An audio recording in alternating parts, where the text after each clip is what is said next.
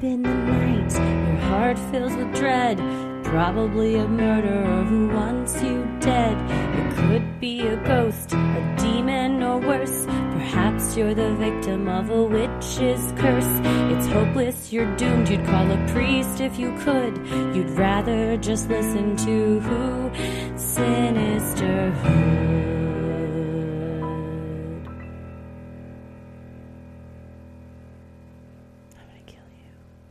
Well, 2023 is coming to a close, but what a year we have had here at Sinisterhood. Thank you, everybody listening, for being with us this past year. It's been a good year. Like all years, everyone always says, I can't wait for this year to be over. Well, they always are, because every year we have a new one. I like to think, though, that as much bad things that happen in a year, we try and focus on the positive things that have happened, which is why we're bringing you some of our favorite moments that have happened over on Patreon over the course of this year. Yes, these have not been released in the feed as a best of yet. So even if you've listened to the previous best ofs, this is all new stuff if you're not over on our Patreon.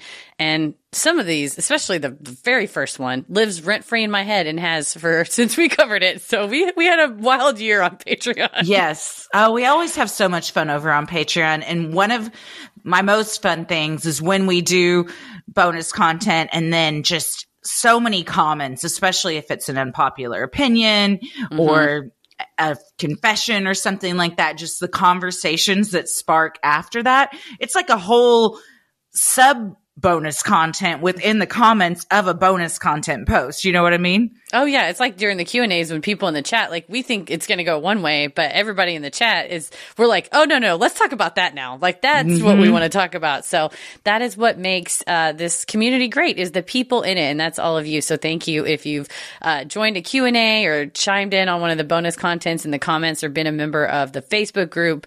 We thank you, because those are our internet safe spaces. Right? For sure.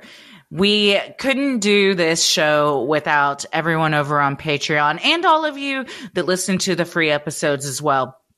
Downloads count just as much as people over on Patreon count as well. So thank you to everyone who has listened to the show, shared it with a friend, coworker, family member, dragged somebody along to a live show, and then emailed us and said, I made my husband come and now he's singing your theme song. We love hearing all of that kind of stuff. This was the first year that Ella got to participate in the making of an episode. And for Christmas, I gave her a stuffed Flatwoods monster plushie and a Gigapet that's cryptid themed. You start off as Bigfoot, and then you can earn Mothman and Nessie and other cryptids as you level up and stuff. So, and she's been carrying around her Flatwoods monster for the past 2 days. In great. The show notes for this, I'll post the link to the person I ordered it from off Etsy. It's so well made. And even Ella goes, is this handmade? I said, it is. Yeah, you can tell how someone stitched it together, but it's so well done. So I'll post the person's link, because we got to give that store a shout out. For sure. Ella is our beloved junior researcher, and I'm sure that is not the last episode she'll help us on. So thanks to everybody for the wonderful feedback. And we've been kicking around a design with her Flatwoods monster art on it. So that will be launching hopefully here in 2024. But 2023, we launched a lot of stuff, including video episodes on our YouTube channel. Thank you so much to everybody that's gone over there and subscribed and checked out Hallmark After Dark on YouTube as well. If you haven't, that's what totally a fun free time that was. We usually would do Hallmark After Dark on Crowdcast on Patreon, but we wanted to have everybody join. So if you need to get your Hallmark movie fix, maybe recommend Holiday Switch, turning it on and syncing it up with our free Hallmark After Dark movie roasting live stream on our YouTube channel. And that's where all of our Freaky Friday guest interviews are. And starting with our Last Stop Laramie episode, we have video episodes now. So you can see us, all the faces we make and the reactions we have to each other, especially during those Twin Flames episodes. There was a lot of eye roll and like bleh faces. Oh gosh. Yeah. Well, and thank you to Paris for all of the video content that we've been able to provide because of his expertise. So, yes. And thank you to Tommy for all the Tommy editing, support, troubleshooting, laughs, leader of the Hail the Bell Hell yeah. group, cult, family. I don't know what they call themselves now. If you've got your Live Moss Crocs and you're willing to get a $5 craving box, you can be a member of Hail the Bell. Hail. But Tommy actually helped curate this. I don't say help. He pretty much curated this whole lineup of clips today.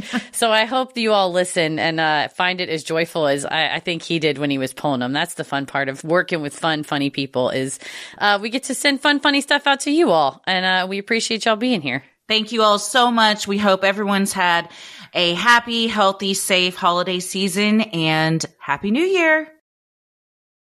All right. Well, this one's not so much a mystery. It's just a true off my chest. And it's titled, My Wife's Obsession is Driving Me Crazy. We just said it's bad to keep secrets.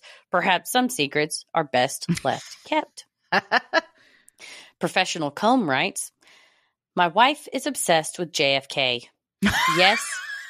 Is this Paris? Did Paris write this? You tell me after I finish reading it. Yes, John F. Kennedy, the 35th president of the United States.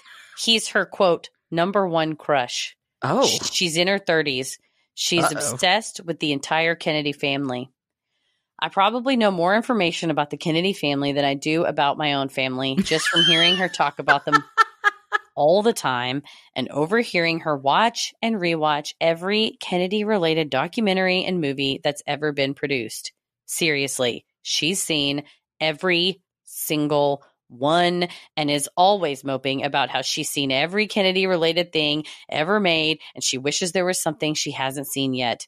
If I ever accidentally mention that I haven't seen a particular Kennedy film or documentary, she's like, great, we're turning it on right now. Then she gives her own commentary over the top of the whole thing. The top man in her life is JFK. She has a framed picture of him on her vanity in our bedroom, so he watches us all the time. He is her phone background, too. No pictures of me anywhere. She even talks to the picture sometimes. Oh. We have a framed picture of the Kennedy family on our mantle. Oh, my God. This can't be real. The mantle in our living room that everyone sees. But it was a gift from her sister, so it must be displayed. Last year for Christmas, she asked for these Kennedy-related Christmas ornaments. I did buy her one that she really wanted. Towards the end of Christmas, I could tell she was getting a bit sad that I apparently hadn't listened to her heavy hints and bought her this ornament. Her Christmas was thankfully saved when I produced the ornament at the end of the night. Over half of her presents from everyone were Kennedy-related. She openly tells me, in detail, about her sexual fantasies involving JFK. Oh, my God. He's the main person she fantasizes about. If she doesn't seem very into having sex with me, her actual husband, all I have to do is put on my JFK voice. I've perfected it, and she'll usually cave. Oh, yeah. Well, I don't like that. I did have to put my foot down when she started talking about doing me with a back brace on. Too bizarre. I'm just not into role-playing like that. Why would I marry her when her heart clearly belongs to a man who has been dead for 60 years? This all didn't come out in full color right away. When she did start mentioning her crush on him, it wasn't concerning. Whatever. He was a stylish guy. He had great hair. It wasn't the craziest thing I'd ever heard. She told me tonight that her list of favorite men is JFK, JFK Jr., a very close second to his father in her book, and she's taken up a bunch of hobbies inspired by him, thankfully not flying planes yet, and Bobby Kennedy, Sr. Thankfully, she does not care for Jr. at all. And then me. I'm fourth behind 3 dead men. Oh, man. Her vibrators are all named after those guys. Shut up. Her dog is named Jackie O. Now she's planning out a Kennedy tribute baby name. Her engagement ring just had to be from the same jeweler as Jackie Kennedy's ring. Done. God. I did that for her, and I still can't rise above Bobby Kennedy to be at number 3 at the very least. If she buys me one more thing that is something that JFK wore, I don't know what I'll do. Well, probably I'll wear it or I'll use it because it makes her happy. My wife is relatively normal in most other ways. She's attractive, has a good career, although I know she slipped about her Kennedy obsession at work in a few moments of weakness, and I'm scared to know just how detailed she got. Oh, no. She also told me she's masturbated secretly at work a few times and will just sit and stare at pictures of these men. Sure, she loves every salacious sexual detail that comes out about JFK and has to tell me about it, which seems to be the only thing that ever gets her excited. And the more dirty details she finds out, the more affairs she finds out about, the more she wants to do him. But if I just look in the direction of another woman, all hell rains down. It's fine. I'm fine. I don't know why I'm sharing this with the internet right now. It's so ridiculous. She's in the shower fantasizing about him right now. She told me that's what she was going to do. She told me I should be glad all my competition is dead. Damn. I'm going to treat this like it's not a troll. Indeed. It's hard for me to imagine that this is real. But there are a few things in there.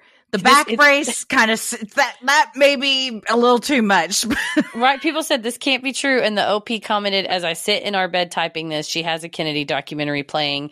It's completely true, but I understand that while it drives me crazy, sometimes I'm posting this as a way to sort of laugh at myself for putting up with it and indulging her. I just don't know what else to do. There's a thing as being interested in something, perhaps like a hobby. And then there's obsession. Yes. And this is obsession. I mean, if you're having to masturbate at work to the picture of JFK to get you through the day, or asking your husband to for me, it would be like, well, I'm not the most important person in your life. So, I don't think we should be together because what are you talking about? 3 dead men. Why JFK? It's odd. It's really strange, that fixation. But you're right. It's not even, her going, oh, your competition is dead. No, it's not. It's actually, he's immortal because she can look at him, think about him, talk to him. There's the OP said, there's so much material on him. She can just sit there and watch documentaries and listen to speeches and all this stuff. There's so much to it. And maybe that helps feed the obsession. But yeah, I mean, even if she's not physically cheating, if she's distracting her brain from your relationship such that it's creating a wedge. It's emotionally weird. And if you ever have kids, Jesus H Christ. Little Jackie and little Bobby the third. Well, you named your dildos after him? What do you think they're called? RFK tonight. You got JFK, you got JFK Jr. That's a small one. That's like a bullet. Yeah, I was going to say JFK Jr. is a bullet. Regular JFK is like a Hitachi. It's like the oldest kind. It plugs in. It plugs into the wall. Oh man. And RFK is one that shorts out. It's doesn't last that long. But someone said at least you can see someone killing him whenever you feel jealous. God. Well, the OP said she once had a bad dream featuring his autopsy photos and she couldn't look at his face for the whole entire month. So she's obsessed with all parts of him except the biggest part, which would be his assassination. Yeah, it sounds like that upsets her. She hates Lyndon B. Johnson the most, is what OP says. She's really, I guess she thinks she faults him for it. Does it say this person's age? Let's see. It does not. Oh, she's in her 30s. So she wasn't even alive when he was alive. No, not at all. It says she's Irish Catholic. I'm reading through the comments. That was going to be my next question. Yeah, I said, I can't really think of, he said, I can't keep track of everything she's read and watched. I guess she's just doing it all the time. It's obsession and a kink. She says, the OP says she'll go through times where she'll say stuff like, I'm sorry, I won't talk about JFK anymore. But then she only lasts about 2 days. This has been going so on. Obnoxious. I would be so annoyed. I'd have to leave. He says the sex is great. Well, yeah, because she's thinking about fucking a president. I mean, you got to be good if you're trying to get in with the presidents. I guess that's true. The Oval Office. The OP says this has been going on in some way, shape, or form since 1999 when she was a kid. Strange. Certainly strange. I feel like there's some stuff to unpack with a therapist about all of that. You're right. That's crazy. He says on here, she doesn't focus on the assassination at all. She doesn't. Which is the thing only anybody cares about. Yeah, I mean, he says she's not a QAnon freak. She's not He said she's not boring, that she's wonderful. She's like you said, she's great. Other than this, is just like weird. Like it's just, she's not boring because she can spout off any fact about the 35th president. I mean, I'm going to say he can say she's not weird all he wants, but that is not true. This is a weird attribute to have for sure. Yeah, and they talk about their kids. He said that she's trying to plan Kennedy-related names, but she's on the fence about the actual name Kennedy, but it is in contention. So yeah, like you said, when you have kids, you're going to have to explain to them, well, mommy and daddy are married, and mommy also loves the 35th president, John F. Kennedy. It's like, what? He said, I say to people, OP wrote in a comment, I say that it's me, my wife, and JFK in our marriage. And he said JFK Jr. and Bobby are her affair partners. This is so strange. One of the strangest things I've heard of late. Yeah. Because I wonder what the fascination is. Honestly, I was just going to talk about the tampons, but when I clicked off my chest to look at other stuff, this popped up, and I was like, we got to talk about this too. My mom's family, or my mom's mom, was, very affected by the assassination because she was Irish Catholic, and it was like the first president that represented that community. But that was like being upset because he was killed. Yes, my mom was upset because she was in Dallas as a kid at the time, and she said she was like remembers where she was. I mean, that's one thing to be maybe even not really fixated, but affected by it. But yeah, to have like your day to day, like you're just sitting at work typing along, and you're like, God, I'm feeling kind of horny for JFK right now. I better go get my picture. And I mean, that's so, that's bizarre. It is a kink and an obsession. And if it's bothering you so much, you got to write about it on Reddit, then I mean, it seems like it's, there's only room for two in that marriage. And I don't think it's you, buddy. I think it's her and JFK. I was going to say, and that's the thing about Off My Chest is he's like, I just wanted to tell people, like, I'm going to live like this. This is my life. But I just felt like I wanted to, like, nobody around me knows the extent to which this is serious. But my thing is, how many people in the world are this into Kennedy? And couldn't you narrow it down if you personally knew this lady? Like, wait, I have a friend who has a framed picture of the Kennedys on the mantle that her sister gave her. Now you all of a sudden know that she's like, oh, Bobby, while she's like on her lunch break or whatever. Or she wants her husband to wear a back brace. Yeah. That was a weird one. That's a weird one for me. It'd also be weird. It'd be hard to have sex with a back brace on, right? I would think it would rub up against something at least. For him, it would be, I imagine, very uncomfortable. Yeah, it's not comfortable at all. It would be upsetting to me if I knew that Tommy fantasized about regularly and told me in detail his fantasies, and that he would do stuff at work to these people. That would bother me. I would not be okay with all that. Right, especially because it's even if it was a fantasy person or a real person, you know what I mean? Like I'm sure our brains all kind of drift from time to time, but to be repeatedly over and over and over again fixated on this. Yeah. And he said it's gotten really worse in the last 5 years, and that it kind of ebbs and flows, and that he'll get a text that says, I'm falling down another Kennedy rabbit hole. And he's like, how many are there? Why nothing has come out new is because we all know it all. So there's not until the vaults are open and LBJ admits he did it. Like, we're not going to have any new information, really. Yeah. I wonder how many times she's watched that freaking, who directed the one that was filmed, the big one. Oh, Oliver Stone. Yeah. I wonder how many times she's watched that. He's left a lot of comments. He's very responsive. And I mean, she's seen everything over and over. If he mentions all that stuff, but my question is, it says that she has a job that she excels at. There's just like no way that her colleagues don't know. Oh, no. There's no way. I mean, if this is this much of your personality, I imagine most people that talk to you for more than 30 minutes probably hear about it. It's going to come up somehow. Cashiers know about it. Right. The barista at Starbucks knows, everybody knows about this. Like, can I have a, whatever? And she orders it. That's how JFK got his coffee. I'm a bit of an aficionado. They're like, next.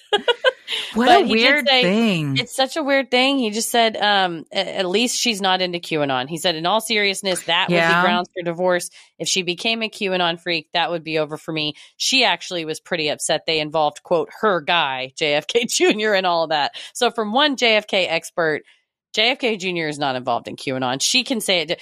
A person who has a vibrator called JFK Jr. gets to decide whether JFK Jr. is in QAnon. And she said he's not. So he's not. And neither is RFK. So that's good to hear. RFK Jr. maybe. That guy's a kook. Who knows? Yeah, who knows? He could be. But I mean, I am glad that she hasn't slipped into that. But it is a weird obsession. And with all obsessions, I think too much of anything is a bad. It gives me the heebie-jeebies. Well, would it make you feel better to know she has a crush on someone else who's alive? Two notorious people with whom you and I are quite familiar because we covered their case on the show. Tell me it's not the Menendez brothers. She has crushes on the Menendez brothers.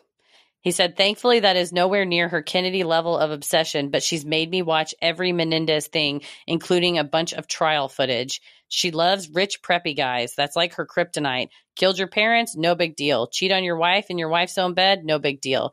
You're rich and look great in your designer clothes, so she's desperate for you.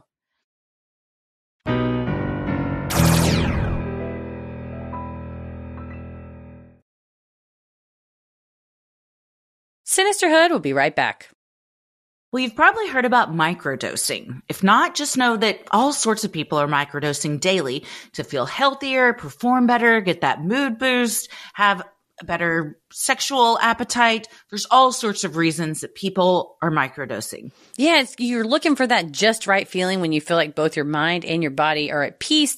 You get it. I get it like after a nice long shower, after a really good workout. You feel relaxed. You're like in the zone and focused. And it's not always easy to just get there, but that's what microdosing is there to help you do. It helps you get in the zone easier and stay there longer. And that's why I love my microdose gummies, because pop a couple of those babies, listen to like a nice chill podcast or audiobook and go for a walk.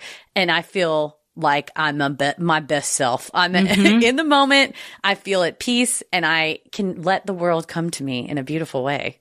Right? I like to microdose if I'm going to be writing for the show or I want to really get in the zone. And I just feel so much more present. My mind doesn't wander as much. I feel like I'm more efficient. I can just like bust out a ton of notes at one time versus like getting distracted and trying to multitask. It's a game changer. We love it. That is why microdose gummies are what we reach for when we want to get in that zone. To learn more about microdosing THC, go to microdose.com and use code CREEPY to get free shipping and 30% off your first order. Again, that's microdose.com, code CREEPY. Microdose.com, code CREEPY for 30% off. This is from Kayla. I don't even know where to begin. This is you saying that or Kayla saying that? That's where I'm saying. This one, buckle the fuck up, you guys. Oh, no. She writes, judging by my boyfriend's view on my weird opinion, I'd say it's unpopular. But I have to admit, I prefer eating queso cold. That's right. That's right. Right out of the jar that it came in, right out of the fridge. I think that the cold balances out the heat of the queso, and I prefer it that way. And then she added a grinning emoji that, because of what she wrote, to me, I interpreted it as like wild-eyed emoji, because the idea. A bit aggressive? Yes, it's like, Is that the end? That's the end of it. I gotta say, this is an unpopular opinion. However, if you're talking about, Kayla, the Tostitos, like jarred queso that the lid off and that, sometimes that hits right when it is cold. I'm not going to lie. I've done it. I get it. Would it be my first choice? No, I think I'm going to go heated. But if it's like gotten a little cold in the crock pot or something, I'll still eat it. Here, I have trauma associated with this, and I'm going to share it. When I was a kid, I love Lunchables. You love Lunchables. I love the Tostitos. I know exactly what you're talking about. You go to a party, sometimes it's been out for a while, and then you get it, and it's cold. I don't eat it. I can't take it because when I was a kid, I loved Lunchables, and they had the nachos Lunchables that you have, like the salsa, and then the queso, and then the little tiny chips. And I remember as a kid, I would like beg my mom to get it for me, and I would eat them at home, in which case I would microwave the queso in the little thing. I would like scoop it out. After I learned you will melt the whole thing if you put the whole thing in there. And also it would heat up the salsa. Then I didn't even think about it. And I took one to school and then I had to eat cold queso, room temp queso at school. And it was gross and I hated it. And so ever since then, the coldness, like cold queso makes me want to erp. It's just sloppy, disgusting, congealed. It changes it. I can't prove it, but I think it changes the queso on a molecular level and makes it grosser when it is not piping hot. I like a piping hot queso. I will accept a warm queso, but that's why if you're going to put the bullshit in it, like I like queso with all the bullshit in it where you do queso, pico, sour cream, ground beef. But I'm not a fan of all that. Only in specific places and specific kinds, but it has to be piping hot queso if you're going to put all that other shit in it because it will take down the temperature. It's like fondue. I'm not trying to get cold. It's fondant when it comes to the cold cheese for you. Then it's just cheese dip, which I'll eat cold pimento cheese dip. I love pimento cheese. Not queso, though. Queso is cut. I'm talking about Tex-Mex, creamy. You dip your nacho in it. Queso. I get it. I think that is the traditional way and the preferred way for most to eat it. I will say, Kayla, I've done it. And specifically the Tostitos one, if you just get a chip, you pop that top and you get a little dip out the jar, it ain't that bad. So I agree this is unpopular. I'm not as staunchly against it as Heather. But Heather also has deep-seated trauma that has affected her clearly into her adult life. As I want Kayla to know though, she's not alone because Tostitos actually, the at Tostitos on Twitter in 2020, 2020, mark the date, texted, eating cold salsa con queso straight from the jar is a thing you should not be ashamed of doing. Wow. So it must be something that enough people are doing that they're saying, hey, it's okay. Tostitos has 97,000 followers. 34 Let's people get that like to 100, you guys. Everybody go follow Tostitos I'm gonna follow them right now. They only 34 people liked it though. So out of 97,000, and one person commented, "Glad I'm not the only one." And then someone else just asked, "When will they make a flaming hot salsa con queso? It will sell well. I just want to be a consultant on that team." Well, Kayla, you're not alone. It clearly statistics show that you are in the unpopular opinion minority. However, there's strength in numbers, find your people. You need to go join Tostitos and then go like that post and see who else. Maybe they got some cold queso tips for you. They might have some. My warning would be if you're doing Tostitos salsa con queso, like the cheesy dip out of the jar, you can make it work with eating it this way. However, if you try to do Velveeta and Rotel, like when you're making it in a crock pot, you can't eat that shit cold because it congeals and solidifies. No. You'd have to chop it up. Yeah, it'd be like cubed at that point. Yes. Yeah. Trying to eat cold Velveeta and Rotel, it will snap a chip. You have to use like a metal implement. That's not the move. But the one out of the jar, the Tostitos one, I think that can be eaten cold. I've done it and I like it. I'm going to agree. Rotel in a crock pot, you got to reheat it. You have to. You got to leave that crock pot going. It's not even queso. It's become something different. Yeah, at one point it's going to start talking to you and grow legs. If you play Jackie Wilson next to it, it'll start like shaking. Like fucking Ghostbuster style. Well, Kayla, your opinion is unpopular with me, I will say, and heinous. So I am going to say I do think it's unpopular with society, but I have done it and I get it. And I think that you need to be the 38th person to go like that post. And find your people. Tostitos will appreciate it. Well, thank you, Kayla. We appreciate you for sending that in.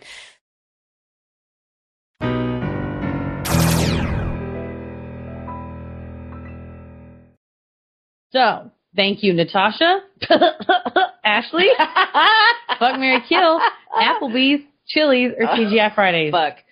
Okay. I got to think about it. Okay. We have to really take a look. Okay, I have it. God, so easy. I want to look something up about Chili's really quick. What are you looking up? I'm not going to tell you. Change your answer. I just They do have bottomless salsa. Presidente margarita? Oh, I do love the Presidente margarita. So we're FMKing. Oh. I know mine. Do you want me to tell you or wait for you? I don't want to. Nope, I know it. I know what I have. Okay. I know it. Okay. I am fucking TGI Fridays because TGI Fridays, it's always Friday. It's always a good time. It's always party mode. I'm marrying Chili's because I feel like it's the most consistent in their averageness. And I'm killing Applebee's because that place sucks.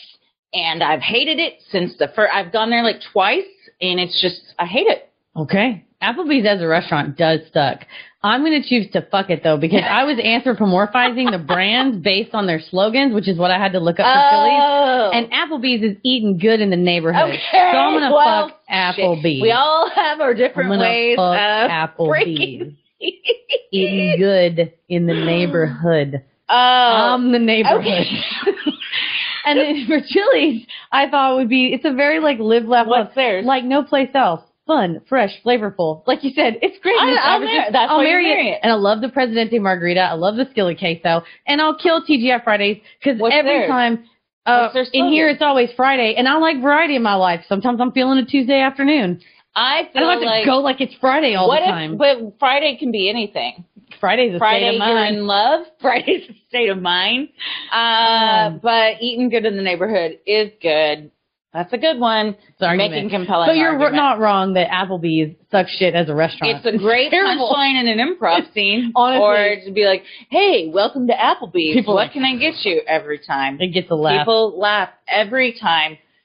But it sucks shit as a restaurant. It sucks. Yeah. It's a punchline. Oh, man. Sure as with that other thing that was a fan blowing. I forgot about the fan. I feel good, though. Good in the neighborhood. Well, thank you all for not logging off. All right. The Chili's logo, kind of phallic. Also, yeah. I pass by one quite often in Casa Linda, and it's just this giant heifer. And the 2 on the Chili's 2, those 2 O's. Oh, boobies. It's got everything. Or balls. Or anything you want. Whatever you want. Chili's is beautiful. All right. Done answering. Thank you, Ashley.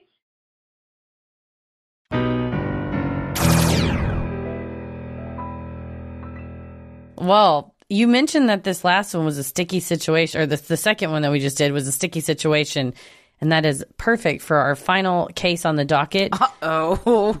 Devin writes to us, and she has the case of the secondhand soap.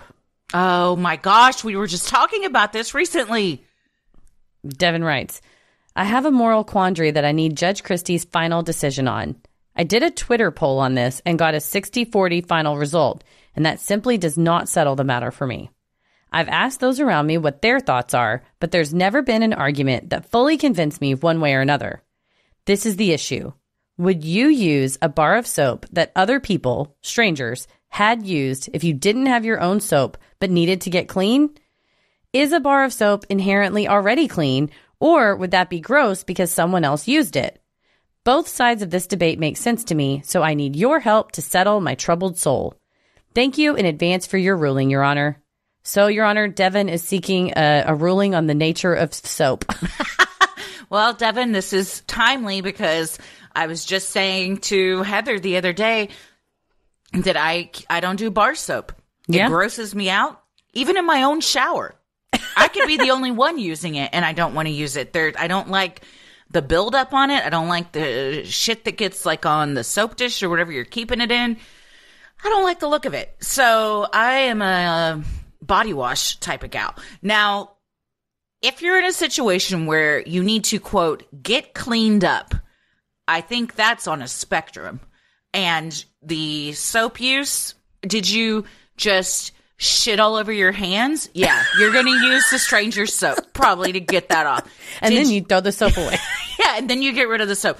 Did you just like pump gas and you're like, oh, I touched that, I'd probably wait. Unless there was like something disgusting on my hands, I might try to do sanitizer or just wait until I could get home, because there are a few things that gross me out more than bars of soap, especially strangers. This is funny to me because I did not know really until recently that you had such a bar soap aversion. I am like an exclusive bar soap user in the shower. Now to wash our hands, like at the sink and everything, we're all liquid soap everywhere else. Same. But because I have really sensitive skin and I have an allergy to sodium lauryl sulfate, like a foaming agent that's in almost all body washes, I like pretty much can't use body wash if it has this certain, I have to like read the ingredients. And I've just gotten to where I take my loofah and I like rub my soap on my loofah and like we're all fine.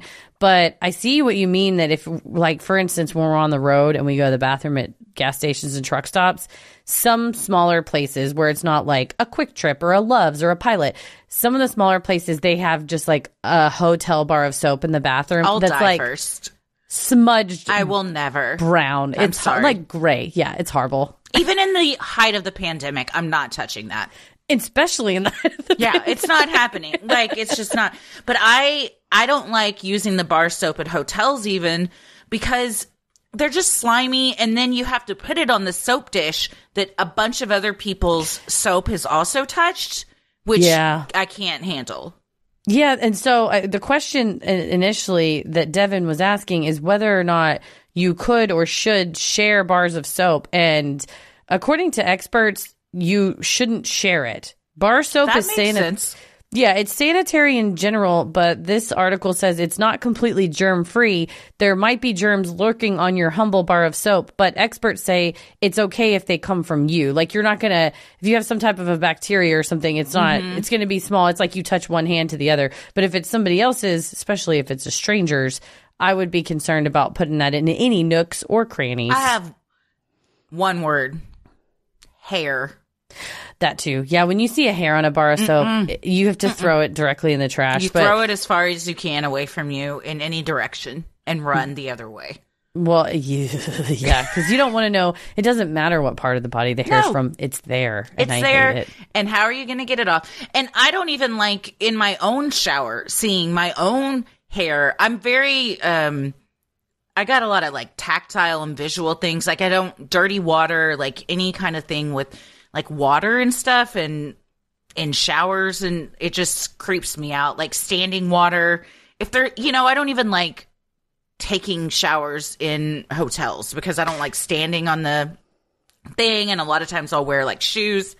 Yeah. So I'm probably more sensitive than a lot of people to this, but my vote is no, don't use a stranger's soap unless, like I said, you have got like, you accidentally hit a deer and you had to get out and carry it to your car and you're covered in deer blood and guts. And then you stop at a gas station. Maybe you use something to wipe yourself off. But it has to be an extreme situation to use a stranger's bar of soap. And even then, I still might not do it. In a public one. Well, I want to share one small thing with you about the microbiology of soap, because I did not know this. Because I was thinking, if I'm in a public place and I do have to like wash my hand with a bar of soap, I would be like, oh, I'll just barely touch like the edge that looks untouched and maybe try to get that there. But I did not know that the whole way that soap works is that there's specific compounds in the bar of soap called surfactants that work to physically remove germs and debris as soon as you add water. So rubbing the bar of soap until it foams up will wash everything away, because you want that foaming, you want that surfactant. And it says, like, if it has antibacterial, that means there's also chemicals. But the CDC says you don't need actually to seek out antibacterial soap because it doesn't really have health benefits. The plain soap gets rid of those germs by the foaming agent, the foaming action. But they do say, if you have an open cut or something or anything like that, they said if you're immunocompromised or have any issues that you would have a higher risk of infection. But that also could be from your own flora and microbes on your own skin. But that's interesting that I didn't know that what I was actually doing is probably the least sanitary thing. If I touch the bar of soap and don't actually foam it, I might as well just not touch anything and hand sanitize it. But if I really wanted to get rid of the soap, it sounds like look at the bar of soap you put under the water, and you got to really foam it, and then the foam and then is that what means gets you're it. really getting in there, and you're really having to touch it. And seeing a bar of soap that has all those little foam bubbles dried on it, Yeah. and then like it's it's like cracked and like coming apart because it's so old, the soap. No, carry your own sanitizer or little thing of soap with you. That's probably the best thing we could all do. Paris keeps a little hand sandy, and I know they make those camping. It looks like those mint breath strips, the little flat, thin strips you can put on your tongue for mint. But they make hand soap, dish soap, like laundry soap and shampoo, and they're like the size of like a Tic Tac, like smaller than the size of a Tic Tac container. And it has these little strips in it, and you could put that in the palm of your hand with water and just like lather your hands up. Oh, that's nice. So it's one little strip of it. But if you do use bar soap, they say wet the soap, lather for at least 15 seconds. Apply the soap directly to your body instead of using a washcloth or a loofah. You're going to have to change up what you're doing. I'm having to change everything. I'm learning right now. And it says, if you are a staunch washcloth advocate, my husband, consider using a clean, dry washcloth every time you shower. So I guess like use one. Yeah, that grosses me out too. And that's the thing that is a constant issue in our house because of children. Because they use a washcloth. And then it just gets left in the tub and gets like, harder, dried and hard. And I am a one and done washcloth. Oh yeah, one and done. Use it. Used once, and then I don't like them to stay in the bathtub and get reused. I don't use washcloths myself, but I use them for the kids because it's just easier. Yeah. Well, you can, if you use a loofah, it says you can toss your loofah into the washing machine. Oh, I didn't know that. On a regular basis. I feel guilty because I throw them away after however many days. It's like 30 days or whatever. You're supposed to throw them away. And then aim to keep your bar soap dry between uses, which I'll also have to do because I have just like a soap holder that I put it on the edge where, there's like a hole underneath. I guess it was a handle, but it's so hard up. Well, anyway, yada, yada, You know what you got to use? I'm going to up my game. When one of our kitsch orders, we got a soap stand for the shampoo bars, and it drains. You could use that. Like, you got to get something that drains. Yes, it says there's something to drain it. Well, Devin, it sounds like the Honorable Judge Christie is ruling in your favor, as is science, or is ruling in the favor of don't be sharing bars of soap. No, if I had a third gavel, I'd bang it because that's how passionate I am. I'm so grossed out by bars of soap. Now, I will say, I love to look at bars of soap, and I love a good bar of soap, like a pretty bar of soap. Yeah, and I will like keep them wrapped in a guest bath. Like I'll do that, and maybe like if a guest wants to unwrap one and use it for the first time, then they can, and then after they leave, I'll toss it in the trash. But I do enjoy that. So, nice. But as far as like using a stranger's bar of soap, unless it is the utmost emergency, no. Absolutely not. Double gavel. So it is written and it is now law. Mm-hmm. Well, thank you for your benevolent rulings today, Your Honor. I appreciate it. You're welcome. Everyone, get your palms ready because we're going to be squirting some hand sani in as you leave the courtroom today. Just rub those right together. Get your Purell on the way out.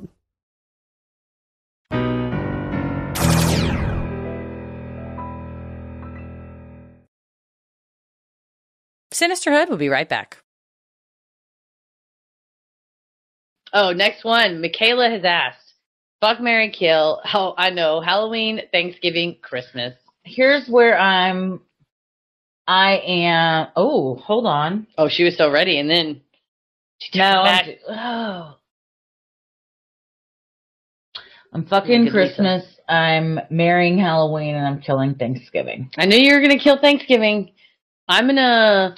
And I'll tell you why. You tell me my reasoning. Okay. Because I want Halloween year round, and that's what a marriage is. A fuck could be one time. Dang. So I'm okay to have Christmas.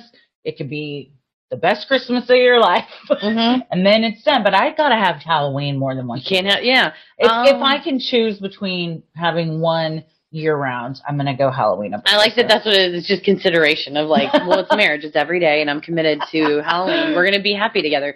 I will. I'm not joining you as a throuple with Halloween. I'm gonna fuck Halloween. Sorry, I fucked your husband.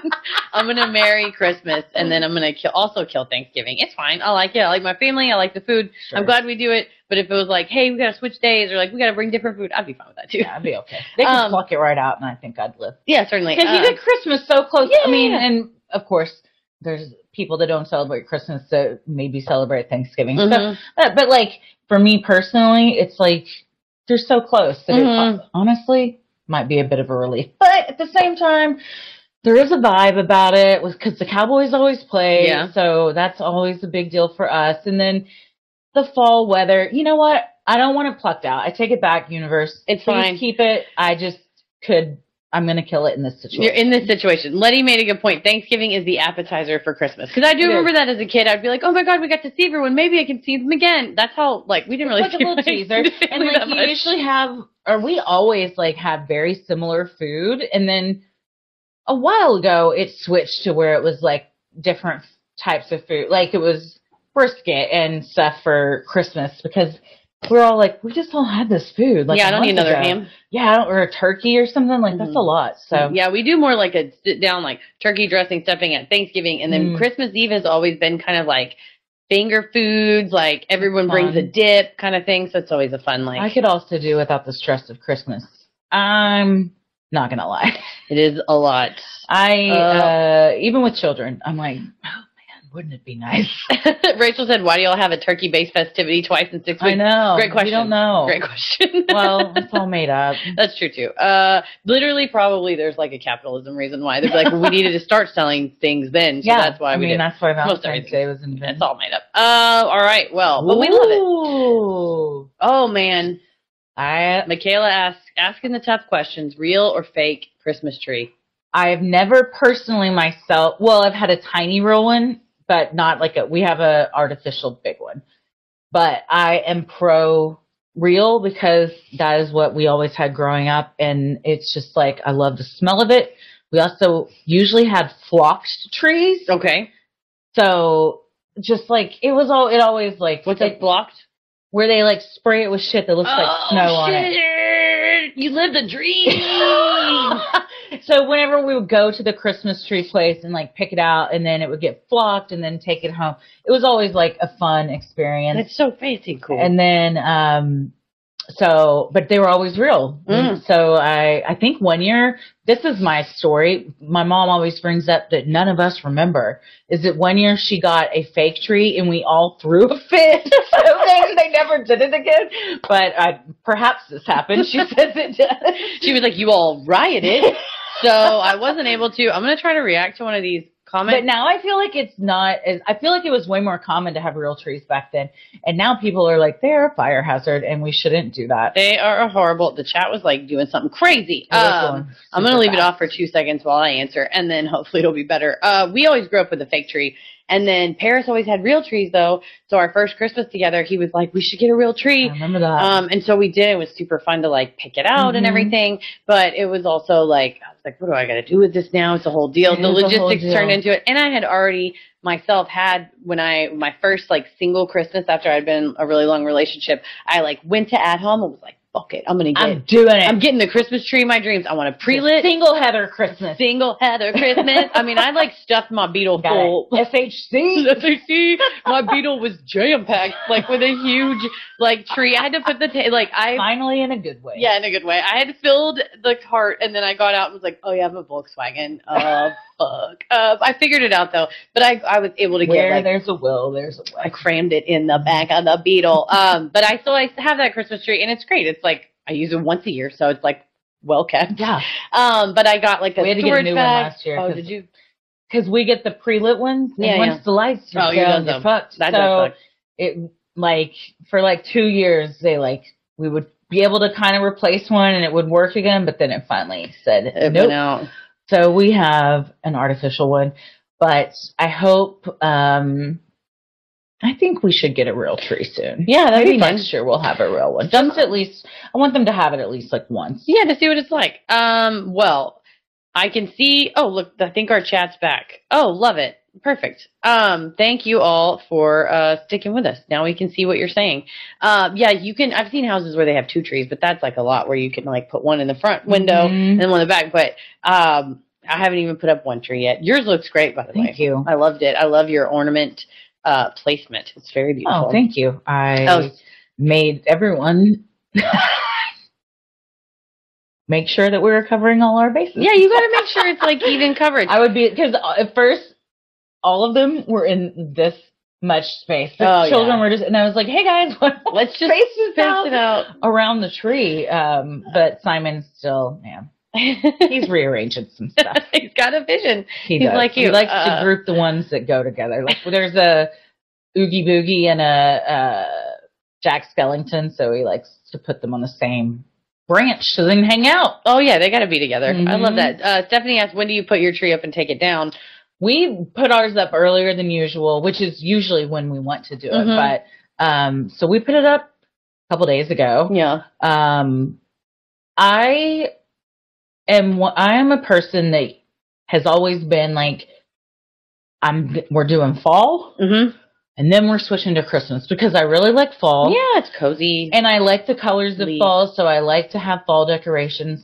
And if I put up Christmas like at the same time, then it doesn't, like, you're encroaching. Yeah, it doesn't mesh, you know. Well, and it's good if you have like Halloween stuff up, then you have a whole month pretty much, or a couple weeks of fall stuff, and then so you get your use out of that, and then also Christmas. We've like the first year we were together, we put it up like November 2nd, and then last year we put it up like early. December 15th, and this year maybe we'll get it this weekend. We'll see, because I got some new ornaments this year. I'm very excited about that. I want to put them all on the tree, and I'm going to do an ornament tour because I got some brand new ones.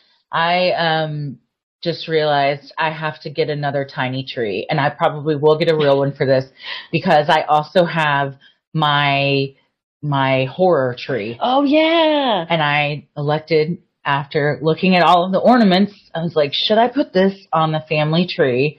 And some of them, I'm not trying to give my kids trauma. Yeah. It's going in the studio, but I have a lot of really fun cryptid ornaments. Remember when we were at that place and I bought all those I have them and too. Then I dropped my suitcase. I know, it was so sad. And I had to special order it because it was so cute. Yeah, there was Bigfoot. I have a Centaur, which is a Santa and a Centaur. Yes.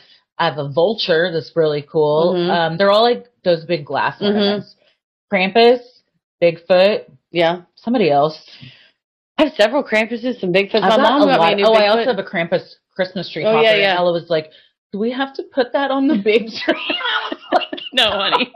It's Krampus, and the branch goes through his leg, and he's got a bag of children. Yes, he does. They've got to know. They have to know if they misbehave that Krampus will get them. She asked about Krampus the other day. What does she want to know? Just general? I think she said like, I said something about Krampus. She's like, no, I don't want him to put me in a bag where I'm eating a lollipop, because that's what they're doing. I was like, you don't eat lollipops in that. Krampus, he'll slap the lollipop out of your hand. He will slap it out of your hand. Yeah, I'll put mine up and I'll take some pictures of my new ornaments because I got some good ones. I have one for you.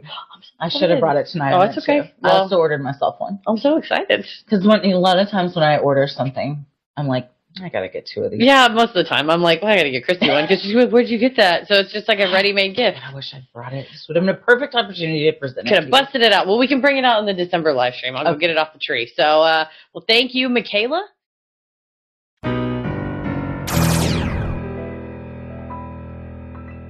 Well, thank you, Molly, for your 3. This very last one is from Litha, and Litha writes, hey, ladies, here's a quick one. My high school had a beautiful gymnasium that was unfortunately destroyed by a tornado. No one was hurt, and I'm pretty sure this happened over a weekend. We rarely had tornadoes in my hometown, let alone ones that touched down and caused any damage. But this one did. It hit the gymnasium and only the gymnasium. Our school mascot? The tornadoes. Oh, no. It felt personal. People still talk about it to this day. Love the show, Litha. I just love that it was called the tornadoes. And the tornadoes like, get my name out your mouth. Or you got to spin it. Like you said, and you're like, yeah, we're tornadoes. We're so destructive. We destroyed our own gymnasium. You see what we did to our own gym? Guess what we're going to do to yours? Well, it didn't say it was in Texas. We do have a team called Tornadoes in Texas, But Texas is very famous for having the most bizarre football and mascot names. Like the Tornadoes, there's the Buttons. The Buttons? Who's that? The Central Catholic Buttons is in San Antonio High School. Like a button on your coat? Bob Benson Buttons.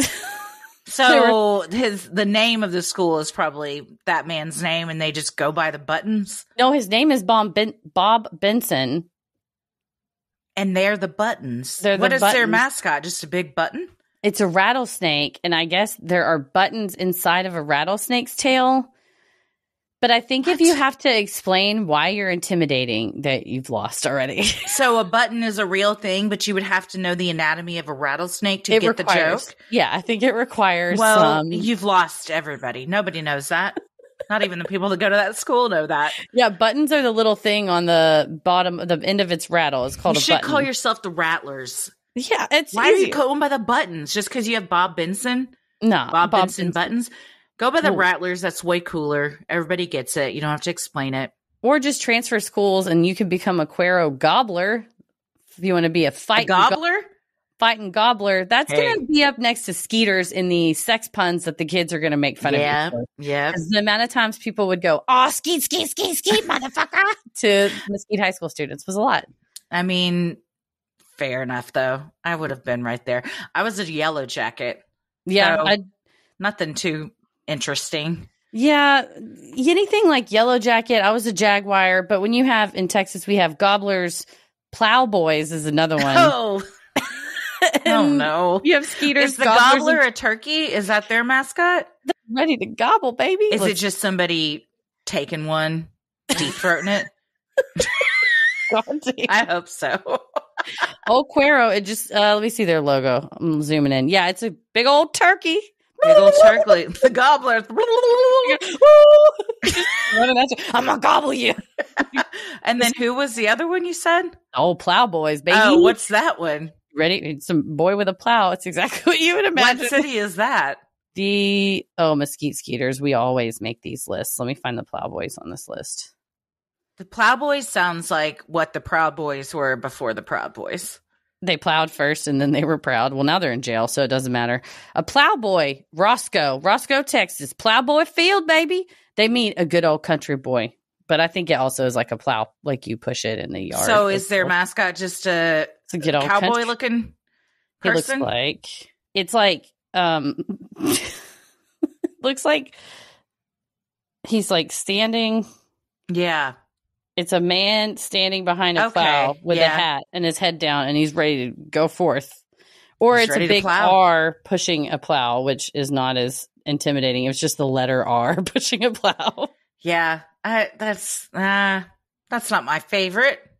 Yeah, I'm not going to go with Plowboys. I think we got to vote on our mascot, and we voted on because ours was a new school, so we all chose Jaguars, even though we thought like Jaguars like the car. But why would we think that? We were never going to drive one. We got to vote on a mascot in middle school because they were kind of like revamping and rebranding like the sports program, and so we revoted. And I think everybody could like submit. Maybe it was by classes, like as a class you had to come up with one, and then it was narrowed down to like 3, and in the end the Knights won.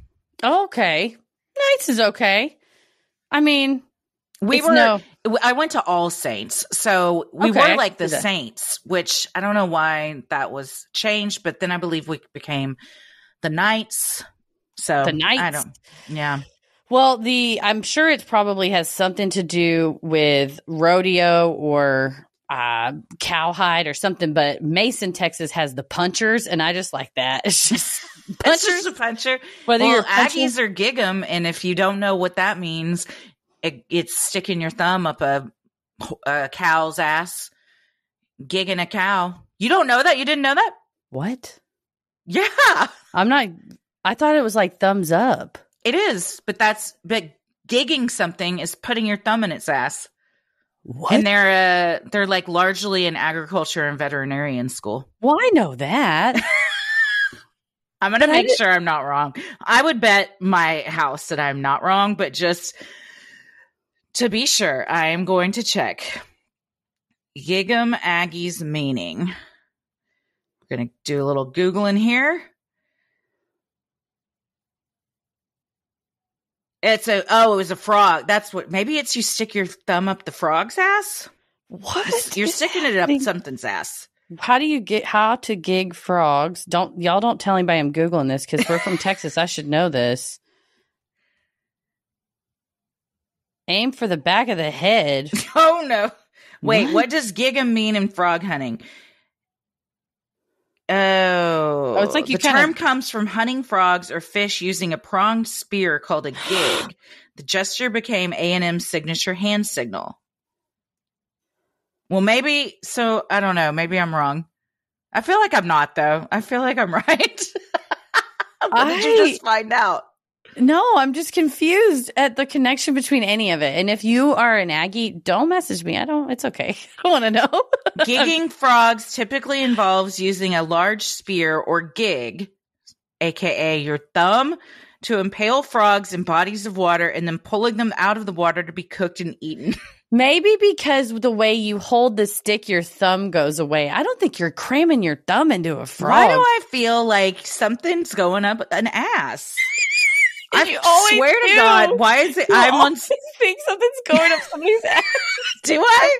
Yeah, is that like you and Tommy say I can get from, it's like 6 degrees of separation for me to get from somebody to like. They're a pervert immediately. They're a pervert immediately, specifically with kids. But is this also something that I'm known for? Within 3 beats, I can get to it's going up somebody's ass. Well, I was putting it in that same category of like the assumption just automatically goes to like, you're probably shoving it up a frog's ass. Does gigging involve putting your thumb up a butthole? She's asking Siri. I don't know how to respond to that. Damn it, Siri, you hate her. Yes, you do. She don't know what I'm talking about. Siri's a fucking Aggie. That's why she's. I'm not gonna click these. I'm clicking them. Fuck it. Does gigging mean I'm now Googling it since voice to text isn't working. Putting your thumb up a butt. Okay. These are Urban Dictionary. Maybe this is all. Well, I ended up on Pornhub. I'm going to go back.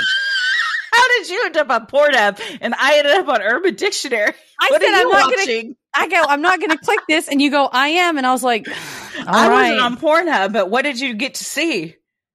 I can't say it's dirty. It's very dirty, but I saved the page for later, but it's dirty. And I will be checking it, but it's dirty. No, but I typed in gig anal penetration. So that's why that came up. That'll help. Okay. Well, I was trying to help you out. I appreciate it. This is from Urban Dictionary. A term the fighting Texas Aggies of Texas A&M University College Station use to push each other on toward victory, whether it be in athletics, academics, or life. It has its origins in the old rivalry with the TCU Horned Frogs.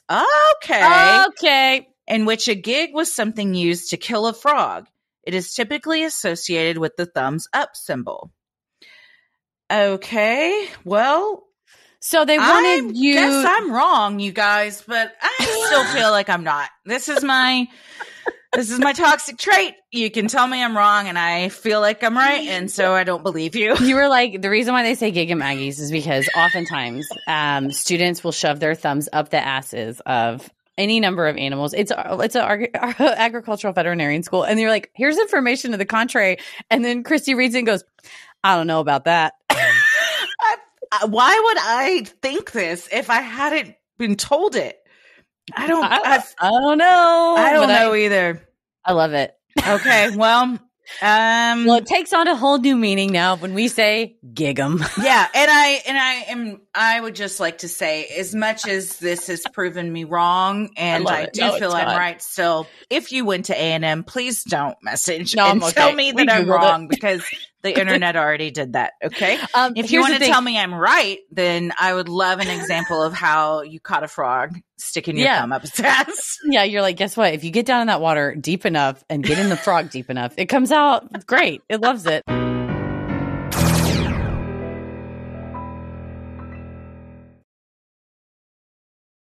Sinisterhood will be right back. It is, what is the most refreshing act of I don't give a fuck that you've ever witnessed? Oh, man. I'm trying to think where someone else was like, I don't give a fuck. For whatever reason, the first thing that came to mind, and I've told this story before, but it bears repeating. As a child, we went to the St. Pius Catholic Church haunted house at Halloween, and the man in the Abominable Snowman costume, why was that in the St. Pius Catholic Church haunted house at Halloween? As edgy as they're gonna get. It was so edgy. Okay. They were like, it's a fucking Yeti. So anyways, my space, John. And I was really little, and my mom was like, get away from her, and they wouldn't, and she like always was rolling with the Diet Coke. And it was I believe it was a styrofoam cup, and she pulled the lid off, and she fucking Diet Coke the guy and was like, I said, get away from my daughter. That's pretty. Yeah. That's a pretty good one. Mom's always like stepped up. I can't think. I'm also trying to think of like where I saw somebody else do something.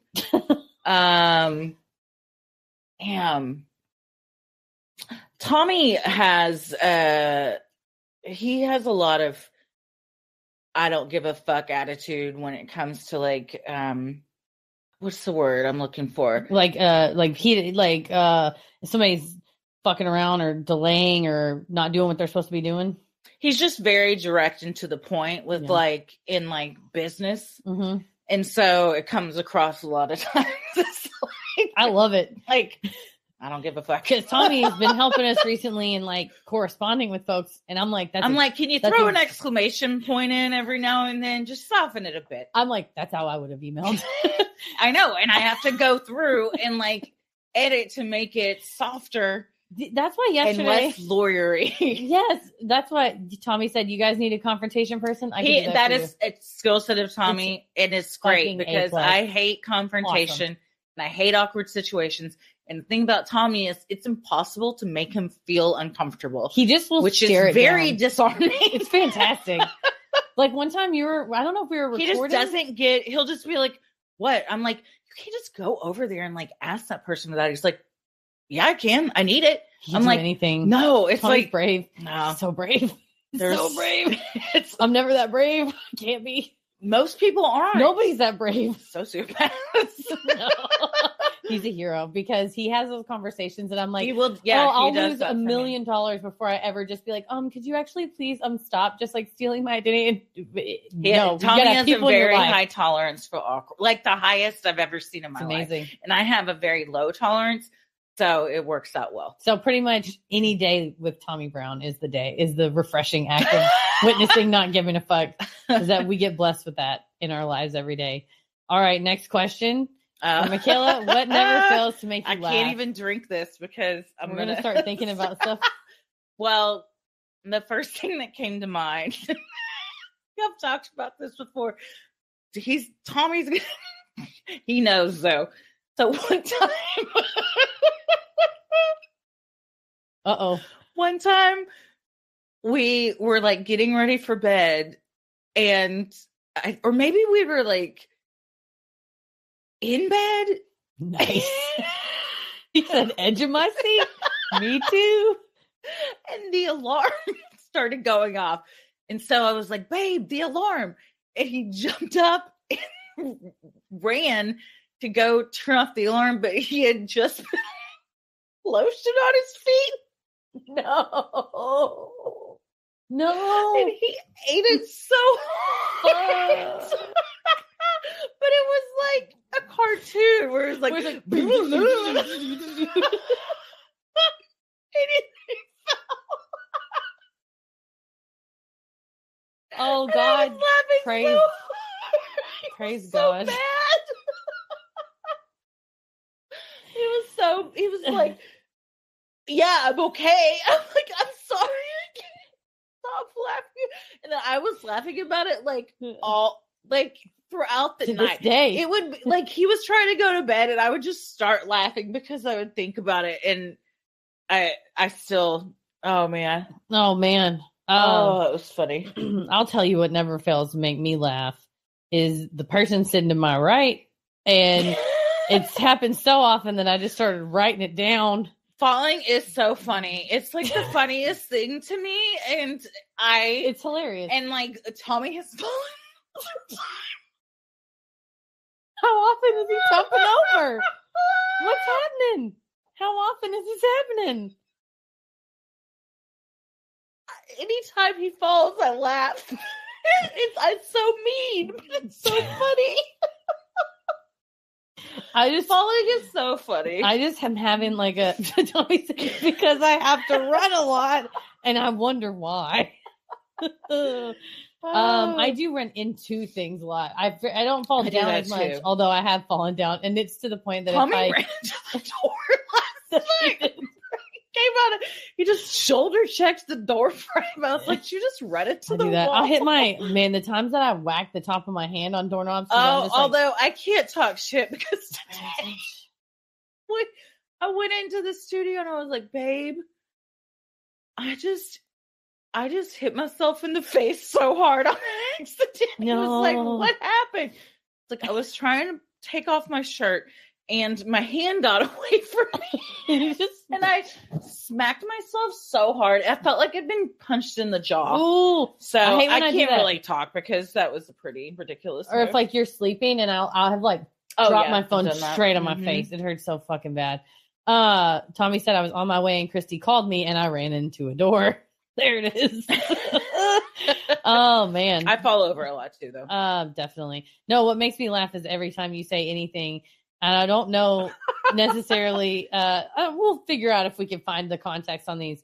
You asked me regarding the actress Emily Blunt. Oh, no. You said, isn't she married to Jim Krasinski? I just learned from your mom that her sister is married to Stanley Tucci, and they met at the wedding of John Krasinski and Emily Blunt. What a beautiful thing. They're all very happy. Thank you, Nancy. We were at the Home Depot and a person walked by us with a dog and you said, everybody loves to bring their dog to a fucking hardware store. Goddamn. We kept walking. That's true. I stand by that. Very People true. Love it. Why? It feels maybe it's like rugged. You can't take them to like a lot of stores, but so you take advantage of the ones hardware you can. store. You said, so I'll fucking go to Lowe's. Somebody in the car. the dog. They're getting loose. Come on. Somebody had a North Face puffer vest, and you said, if you ain't puffing, you ain't nothing. You said that. Did you? Maybe. One of us did. I think we were talking about how that is like such a trendy look. It is very trendy. That this is all just very funny things that we say. What'd you say? I don't know. Tommy just said loneliness. Gripping cold loneliness.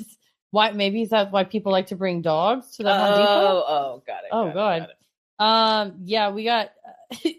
We were trying to list off Groucho marks, but I think I said Carl. No, wait, Richard. No, Groucho. And then we're like, that's the Marx Brothers. I was like, that would be a really funny Halloween costume. Yeah, our Uber driver last night did bring his dog. It was so unhinged.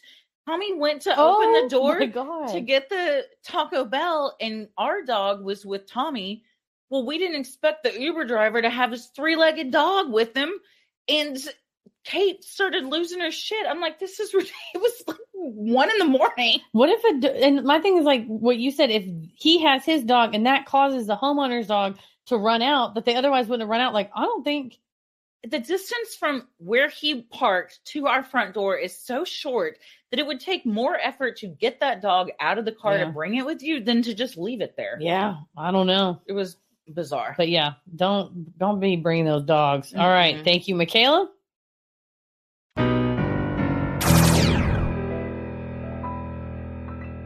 This is a epic fuck, marry, kill. Will Ferrell as Buddy the Elf. So this is as their characters. Tim Allen as the Santa Claus, or Jim Carrey as the Grinch. Oh my God. This might be the hardest question I've ever answered in my life. This is quite a conundrum. Because, well, I'm going to give you a hot Christmas take. Okay. I think Elf sucks. I think think I knew that about you. I do not get it. I do not like it. So, and his character kind of rubs me the wrong way. So, oh man. Letty's right. Okay, I got it. Okay, what? Oh, I'm gonna. yeah, I have it. Okay. Okay, got it. What's yours? I'm fucking the Grinch. Okay. I'm marrying Santa, and I'm killing Buddy the Elf. Dang, this is one where we're like totally different. Mine is I'm gonna fuck Buddy the Elf. He's very enthusiastic and he loves to lick up syrup. I am gonna marry Jim Carrey as the Grinch. We get to live on the top of a fucking mountain with a dog. Also, awesome. he's kind of fun. And his heart's grown like 3 sizes. Now so he's nice. Yeah, it's great. And then I'm gonna kill Tim Allen as Santa Claus because that movie, I got a lot of problems. I've broken it down in an essay. If you'd ever like to read it, I could send it out. I wrote it like 2 years ago because I hadn't seen that movie in a while and I wanted to go back and write it. And I was like, I got a lot of problems with you. Yeah, if I recall, it did not age well. Jim Carrey's Grinch is the worst Grinch. Yeah, I mean, it's not a great Grinch. What are the other Grinches? The best Grinch is the original animated Grinch. Second place is the recent animated Grinch. And then third place is the Jim Carrey Grinch. Oh, and in the most recent animated one, who is it? If y'all know. Mel says I've seen it so many times. Jim Carrey plays the Gringo who stole Christmas. Is that what your autocorrect keeps trying to change it to? The Grinch is a bad boy, though. And my mom does like elves. Oh, yeah. Benedict Cumberbatch. That's right. I think they're making a. Is it another Grinch? This one says Grinch too. Letty said they're making Grinch too. Oh, nice. With Benedict Cumberbatch, I bet. Butterscotch Cabbage Patch. Oh, you got to find the essay. Find it and post it on Patreon. Yeah, I'll post it on Patreon for y'all. I feel like it's me breaking down why the contract isn't legal or something like that, but I took it down. Oh yeah. Is it something happened? Tyler, goddamn Tyler. That's a good point. If that heart can grow 3 sizes, I wonder what else can. Also, Tim Allen sucks. He does suck. I was thinking, Santa would be fun to be married to because you get to fly around and you got magic and shit. Yeah. But also, the Grinch is kind of more my vibe. Yeah. You just stand up there and be like, "Fuck you," to a whole town of people. I like it. So I should change it. I'm gonna marry the Grinch. I'm gonna bug Santa. Yeah. She's doing it. And killing Buddy the Elf. I just don't like the character. That's how much you hate Buddy the Elf. He's also like a kid to me, so that creeps me out. He's all man. Under that pointed hat, I'll tell you what. I mean, Zooey Deschanel sure yes, she did. So. Yeah, she did. All right. It does give big vibes if you're fucking Buddy the Elf, but is that wrong? I don't know. You tell me.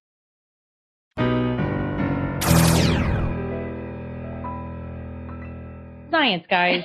Well, Madison has a question. Oh. What is your Freaky Friday story? Well, oh, man. Oh, yeah, okay. I have a lot. Yeah. What would be one that I would send in? Well, Heather thinks I have an oppressive spirit living in my podcast studio. Honestly, I'm just afraid of your bookshelves. They're so scary. But I do low-key feel like something's been going on in my house. You for the said past, you heard a knock. Something tumped over in the closet. But then when you look, nothing was tumped. It did not appear to be. But it could have been 1,000 other things. Like a devil knocking on the door. I have never felt an evil presence. I don't feel the evil. Yeah, What did you use? Heart? I feel like shaped mac and cheese are superior. Nikki's right. They are. They're so good. I'm going to disagree. You got to do them al dente. You can't get them too cooked. They'll fall apart. Yeah, they get too mushy. But when it's just right, it holds the... But I love Kraft Original so much that it's hard for me to do the other one. But sometimes it can go okay. I'm Joni Michelin, though, because you don't know what you got till it's gone, and they don't make gluten-free shaped ones. They only make the Kraft. Amy's doesn't? No, they make the, like, what you're talking about, noodles or shells. Or Annie's. Or Annie's. Not that I've seen. I've had noodles or shells, so I miss the shapies. So yeah, there was the thing that, well, before this happened, I don't remember what happened a couple months ago, but something happened and I feel like I've been seeing like shadow people. And I stay over at your house so late sometimes. So late. It's never been like a bad feeling though. But then it got to be happening a lot to where the other day I said, I think something's going on in the house. And Tommy was like, what do you mean? I was like, I don't know. But also like a lot of times it happens when I'm high, and I think, so I chalk it up to like, I'm just high and paranoid, or, you know, you see stuff that isn't there. So, but then the other night, I was in the studio late at night, and I was like arranging some crystals and thing on the bookshelf where like there's a lot of witchcraft and stuff like that books. And in the closet right next to me, I thought it was a knock. And I don't usually like get scared like that, but I ran to the bedroom and woke up Tommy, and I was like, you have to come in here. I just heard a noise. I was like, and because he is the unflappable Tommy Brown. We've decided. I'm going to write a novel about his life and turn it. Paris will direct the film. And he went in and opened it. Nothing. It was fine. Yeah, he's a legend. Diana makes a great point. What if you're more susceptible to the spirits while you're high? Your guards are down. Could be. You're the I also sinner. saw something the other night. What when we were outside. What did you see? And why did you tell me? This happened almost every night of the week over there. I heard Tommy say, by the way, to your brother, I was going to the bathroom and Tommy was like gaming with your brother, and he's like, yeah, that was Heather. No, she was telling me about that toad out there. Because I just ran in the room and was like, he's in the moss house. And then he got out. Now he's standing next to the little acorn thing from Ella's room. And he was like, I'm sorry, what? Because he was gaming and talking to Christy's brother. And then he was like, oh, no, it's okay. You can tell me, because he's very nice. And then I went to the bathroom. And then I heard him on the thing. And he goes, yeah, she comes over. Almost every night. But he like said it. It was like very matter of fact and not like she's almost always over. He's like, oh, yeah, she's over here all the time. And I'm like, thanks, man. What the fuck did you see in the yard? What did you see in the yard? What was it? And what have I been over there since? Yeah. What the fuck, man? You gotta tell a motherfucker that. You gotta tell a motherfucker you ask him over to their house and there's ghouls abound? I don't think. Wait, have you? Maybe it was the night of the Moss House. So maybe you haven't. I was over there the night of the Moss House. I know. I mean, after. Oh, okay. You were outside when this happened, and I chose not to say anything.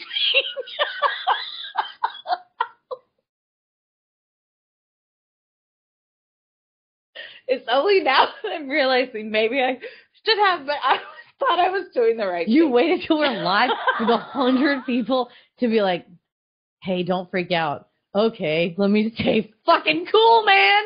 Let me stay cool. I'm just going to stay cool while you tell me that I was in the presence of a ghoul last day. I don't think it was, I don't know. It was, I turned to look towards the...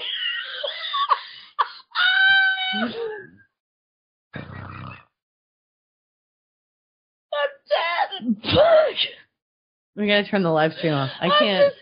The podcast is over. Oh my gosh. Oh, I've been betrayed. No, okay. So I looked to see. I was laughing at a comment. I looked to see in the general direction of where John Hopper stays, and further from that, I thought I saw something. Describe it. Peek around from the side of the house. That's worse. If I had to describe it, it was so fast. It was white and like a Fresno Nightcrawler maybe. It could have been a Fresno goddamn fucking Nightcrawler. No, it could have been a Frisco Nightcrawler. Probably walked on down the tollway and I missed it. If it was bad, I would have wanted to see it. And if it was good, I would have wanted to see it. It doesn't matter. It doesn't matter. That's even better. I could have helped. I think it was all in my head. So that's why I didn't say anything, because I was like, that's silly. All I've ever wanted is to see a cryptid. I don't think it was. And it probably wasn't encrypted. It was probably a ghost. Well, I've seen plenty of those. I don't think it would. I don't know. We're going to need to do some get the fuck out spells. I don't know if I want it to leave. This is how they get in the family. I'm going to go over there one night and they're going to be like, come in, Heather. We've been waiting for you. And I'm like, why do you guys look like that? And they're like, come in. The children are awake. We're ready for the sacrifice. Like, I don't think it, I've never felt like, threatened or anything. That's good. It does. I mean, I don't get a bad vibe except for the fucking Jack Nicholson heads on your fucking bookshelf, which are fully fucking cursed. Maybe they're cursed, and that's why this has been happening since they came into our life. Well, my Freaky Friday story is one time I was in a trial and it was a terrorist and whatever. Anyway, next question. Stupid, because I didn't see even any cryptids at all. So. Fine. I don't want you to think I saw a Fresno Nightcrawler because I did not see anything walking. It was like this. Kind of like that. Like it was just like if somebody was wearing something white, like a traditional stereotype ghost. Like a legit ghost. And then just like did a little half thing around. Mm-hmm. Well, I'll keep my eyes peeled next time. Lindsay said ghosts don't do that. Well, thank you, Lindsay. I don't think it's a ghost. I think it was all in my head. Diana Wait, said... scroll down sounds like what? I don't know if it was a joke or real. Oh, a dick bag. No, yeah. No, Diana said his Jack Nicholson head's worse than the Blues Brothers. Yeah, no, so much. By a landslide. They're so small. How many? Explain to me how many times the Blues Brothers hatcheted anybody to death? 0 times.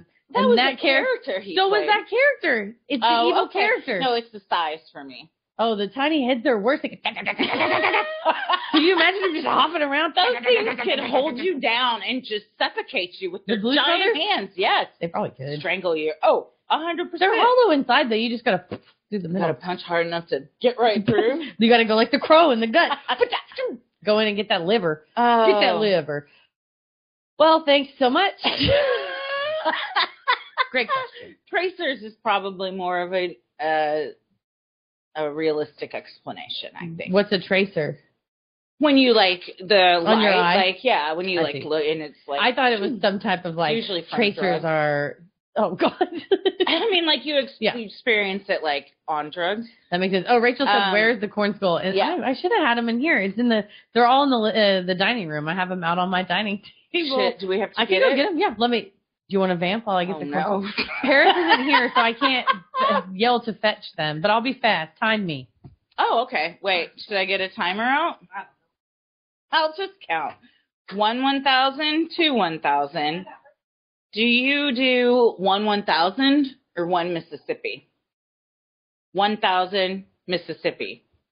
Are those the same amounts of time? Who's to say? Is time even real?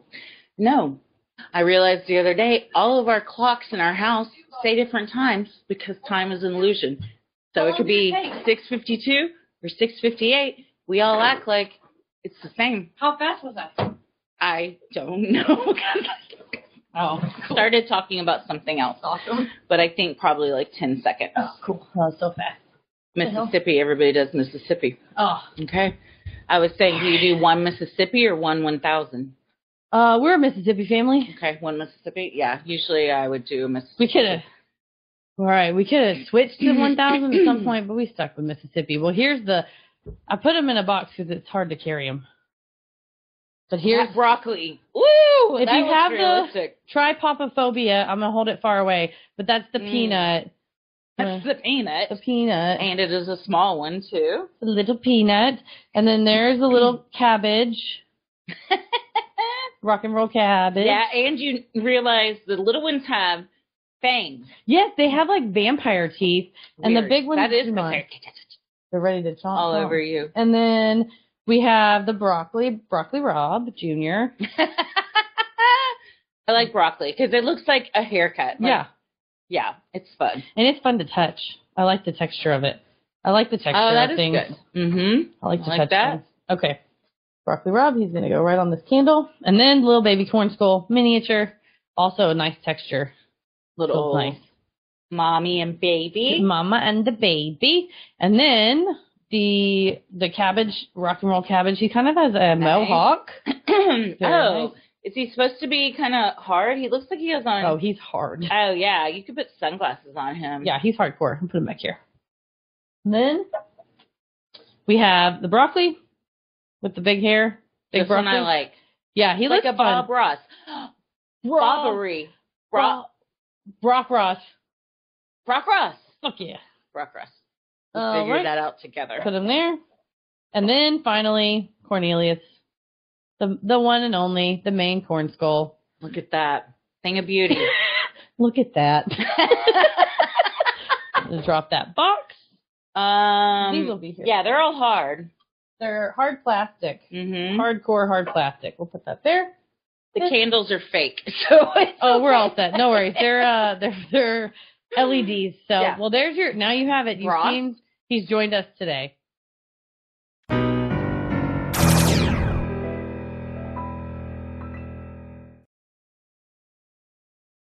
Sinisterhood will be right back. I have shifted my technique on this situation from one side to the other. So the headline is, I enjoy being around loud sneezers. Oh my God. People who sneeze very loudly are generally side-eyed by the rest of society. I was inspired to make this post after seeing a thread on the Answers subreddit where the original poster was ripped to shreds for not muffling his sneezes.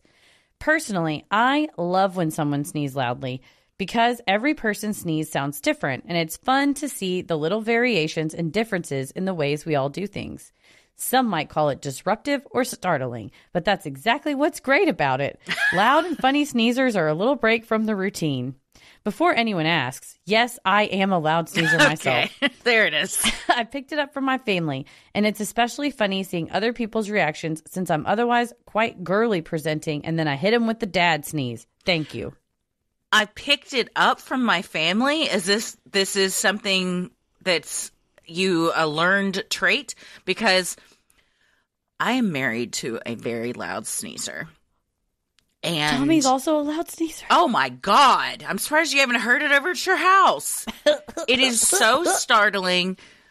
I feel like I've gotten better, but sometimes because of like the misophonia and just general being a person that startles easily, if he sneezes, I get angry sometimes. My initial reaction is just to be like, God damn, what's wrong? And he's like, I can't control it. I think you can control it. And this is a big debate in our house over, can you control your sneezes or not? Scientists have looked into this. What do they say? Well, it turns out there's some differentiation based on lung capacity and how much air you suck in before you sneeze. And the way you sneeze can be hereditary. Like they said, they picked it up from their family. According to the Brisbane-based company Noise Measurement Services, an average man's sneeze, when recorded from a distance of 60 centimeters, peaks at about 90 decibels. That's similar to the level of sound recorded from a lawnmower. Well, yeah, that's about right. A normal conversation is about 60 decibels. When the mouth is covered, the sneeze rate drops to about 80 decibels. So, okay, if normal conversation is 60 decibels, Tommy's sneezes are 300 decibels. Not 90, like this said? They're much louder than that. This professor says, while you cannot stop yourself from sneezing, you can control how loud you sneeze with, quote, higher functions. He says you can quieten your sneeze by pinching and rubbing the nose or by sneezing through your nose, but that's a double-edged sword. If you sneeze through your mouth, it will be louder, but if you sneeze through your nose, it will be wetter and messier. Oh, gross. So I guess you have to determine. Wait a minute. Don't you sneeze through both of them? Well, at the same time? What I've done in the past is hold my sneezes in. Like I would go, Yeah, if you're in like a meeting or some class, you don't want to just rip one. You shouldn't do that. It is advised that you never hold your sneeze in. They said it's, quote, like a mini explosion in your head and can force air into places it should not go. It is, quote, quite a forceful respiratory response. There's reports of a 34-year-old man who ripped a hole in his throat trying to stifle a powerful sneeze. He had attempted to suppress the sneeze by clamping his mouth shut and then also blocked both nostrils. One or the other, man. The resulting force perforated his pharynx, the part of the throat just above your larynx and esophagus. He found it impossible to swallow without extreme pain and almost lost his voice entirely. God. They said he was put on a feeding tube and given intravenous antibiotics to protect against an infection, sent home, and with the advice, never block your sneeze. And in 2011, a 38-year-old man in Boston fractured his larynx when he closed his mouth and pinched his nose during a vigorous sneeze. Good Lord. Well, don't do that. I usually try to Dracula sneeze, like put it in my arm. Mm-hmm. And exactly what they said, either choose nose or mouth. Mouth is louder and vocalized with it. The higher function, though, I guess they just mean your brain. Like, just think about it beforehand. I think I'm a nose sneezer. I'm sure sometimes it's both. It could be. Yeah, I try and get, if I feel it coming on, I try and get tissue right away. If I can't, I do a Dracula. Yo, you got to always do a Dracula. Yeah, tissue. I prefer tissue. The Dr. Frederick Little, who's the assistant professor of medicine at Boston University, says there's an innate pattern to the way we sneeze, and it is probably genetic. They said about 20% of the population suffers from a genetic syndrome called autosomal dominant compelling helio-ophthalmic outburst syndrome, which causes them to sneeze from bright lights in their field of vision, which I do have this. Oh, I have that too, yeah. Yeah, look at a bright light. But it says, if you have to sneeze, do it. If you hold the sneeze over and over again, it causes pressure in your sinuses and et cetera, et cetera. But, I mean, sneeze propels air from your nose at 100 miles an hour. Yeah. So it's fast. Like they said, it's an explosion in your head. Yeah. And it says, this professor said, women are more likely to hold a sneeze and do so about 30% of the time. Most people that's say because we're always taught to be polite. And not take up space and not be loud. Mm-hmm. They said if you really want to hold a sneeze, put a finger under your nose. I'm not trying to hold my sneeze. If it's trying to get out. Yeah, the only time I would probably try to hold a sneeze is in a funeral, in a wedding, some situation where everyone's expected to be quiet and I'm trying not to draw attention to myself. Yeah, no, exactly. And I think that's the difference is if maybe you're feeling more loose at home, you're feeling comfortable around the person, and you're like, That's what I've said to Tommy. I'm like, if you were in a business meeting, would you sneeze like this? He says yes, and that it has happened, or that he has excused himself from the room to do it. George also agrees with Tommy, so maybe George is also a loud sneezer, and it is a hereditary thing. I worked with a girl who your brother-in-law actually knows at Whole Foods that has the loudest sneeze I've ever heard in my life, to the point where people that worked there, when she would sneeze, everyone would stop what they were doing and go, "Bless you, Greta," because it was, I mean, it reverberated throughout the whole store. Customers would be like, "God damn, what was that?" Fire alarm. That was Greta. Yeah, and that's just how she sneezed. That's it. Just comes out that way. I just can't. I love the visual of being in a business meeting and Tommy being like, folks, I'm going to need to excuse myself briefly. I'll return. And then he goes 3 offices away and then they just hear, I'm sorry, I had to sneeze. And they're like, did you, or did you curse us in the other room? You're like, little column A, little column B. Did you hex us, sir? Well, my dad was a loud sneezer too. And I have, now that I no longer hold them in, after I learned about you can really jam up your sinuses and it fucks you up, they've become louder. I do. You're right though. If it almost feels better if I shout when I sneeze, I could probably like hold it. But this person said, I know somebody who had to get metal plates in his head because he never blew his nose or let out sneezes to the point that he had a stroke. He never blew his nose. How do you live? I'm constantly blowing my nose. Caused the function of one side of his body. He lost the function of one side of his body. Mucus was pouring into his head from years of stopping it up. Horrific shit. Yeah. What pain you must be going through. The headaches, the sinus pressure. My God. Yeah, your face. Well, that's the unpopular opinion. I'm on the side of It is funny to me because I used to work with a guy that was a like crazy loud sneezer. Like you said, you could hear it down the hall in a different office. And it was just, to me, it's just funny. I just was delighted by it. I was like, well, what word are we going to get today? And he's like, oh, God, whatever. I startle easily. And when I am startled, my first reaction is anger. So that's like, probably why, which is probably some defense mechanism coming up. But so I think that's why when the sneeze happens here, my first reaction is to be annoyed or anger. But then once that passes, I'm like, if you gotta sneeze, you gotta sneeze. I certainly don't want anybody's throat or head exploding. Blowing up. There's a Dick Van Dyke episode called Big Macs for Calvada and yada yada. But there's a bit where they're doing sneezes. They're talking about a train conductor that has a sneeze. And so it's Dick Van Dyke going, Schenectady. And my family used to do that too. My dad used to do that. Wichita. So if you need something to yell, find you a funny city.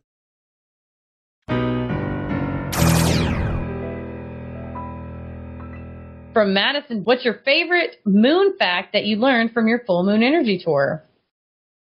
Mine is how the moon was most likely created. I did not know that.